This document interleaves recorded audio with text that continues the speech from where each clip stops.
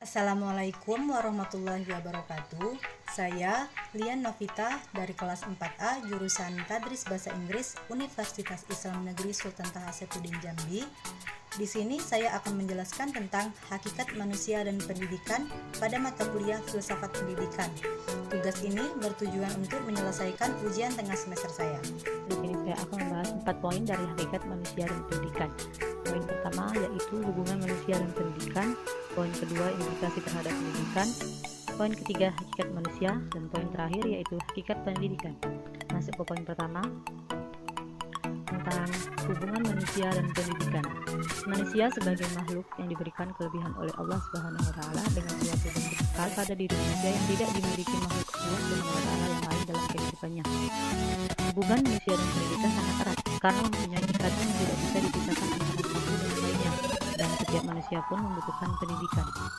Masuk poin kedua, implikasi terhadap pendidikan.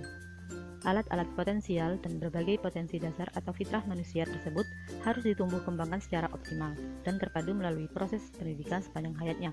Pertumbuhan dan perkembangan alat-alat potensial dan fitrah manusia itu juga dipengaruhi oleh faktor-faktor hereditas, lingkungan, alam dan geografis, lingkungan alam, culture, sejarah, dan faktor-faktor temporal. Poin selanjutnya, hakikat manusia. Ada 5 para ahli yang mempunyai pemahaman tentang hakikat manusia. Yang pertama, Charles Robert Darwin menetapkan manusia sejajar dengan binatang karena terjadinya manusia dari sebab-sebab mekanis, yaitu lewat teori Descendis atau ilmu turunan dan teori natural selection atau teori pilihan alam. Yang kedua, Ernest Haeckel menyatakan manusia dalam segala hal menyerupai binatang beruas tulang belakang, yakni binatang menyusui. Dan yang ketiga, Aristoteles memberikan definisi manusia sebagai binatang yang berakal sehat yang mampu mengeluarkan pendapatnya dan berbicara berdasarkan pikirannya. Yang keempat, Harold H. Pilus menempatkan manusia sebagai organisme hewani yang mampu mempelajari dirinya sendiri dan mampu menginterpretasi terhadap bentuk-bentuk hidup serta dapat memiliki makna eksistensi insani. Dan yang terakhir, ahli mantik mendefinisikan manusia sebagai al-insan hayawanun natif.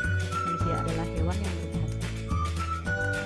Manusia pada dasarnya dapat ditempatkan pada 3 kategori, yaitu manusia sebagai makhluk biologis. Pada hakikatnya tidak berbeda dengan makhluk biotik lainnya, walaupun struktur organnya berbeda, karena struktur organ manusia lebih sempurna dibandingkan dengan makhluk lainnya. Yang kedua, manusia sebagai makhluk psikis, mempunyai potensi rohani seperti fitrah, qalba, akal.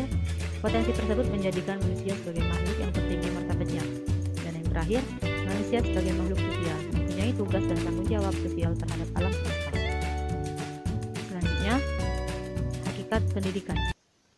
Pendidikan adalah usaha dasar dan terencana untuk mewujudkan suasana belajar dan proses pembelajaran agar peserta didik secara aktif mengembangkan potensi dirinya untuk memiliki kekuatan spiritual, keagamaan, pengendalian diri, kepribadian, kecerdasan, akhlak mulia, serta keterampilan yang diperlukan diri, masyarakat, bangsa, dan negara.